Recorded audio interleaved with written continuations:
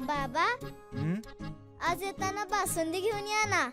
अगं, कालच आपण आईचा वाढदिवस होता म्हणून आणली होती ना. ऐकलं, गोकुळची बासुंदी पुन्हा खावीशी वाटतेय. खरं सांगू, मलाही खावीशी वाटतेय. पुन्हा पुन्हा खावीशी वाटणारी गोकुळ बासुंदी. सावंतवाडी सालईवाडा परिसरात नुकतेच गवेरेडे आले असताना येथीलच सर्वोदय नगर इथं बिबट्या आल्याचं समोर आलंय. या बिबट्याने एका घराच्या कुंपणात शिरकाव करत कुत्र्यावर झडप घातली, त्याला श्वान फस्त करून जंगलाच्या दिशेनं पळ काढला.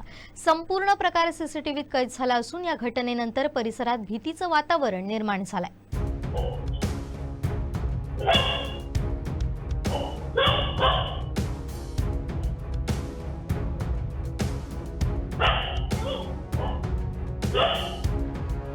रात्रीच्या सुमारास सर्वोदय नगरमधील एका घरासमोरील कुंपण ओलांडून बिबट्या आत शिरला. काही क्षण दबा धरून बसल्यानंतर त्यानं कुत्र्यावर झडप घातली. कुत्र्याला जबड्यात पकडून तो जंगलाच्या दिशेनं पसार झाला. हा संपूर्ण प्रकार कॅमेऱ्यात कैद झाल्यानं रहिवाशांमध्ये भीतीचं वातावरण आहे.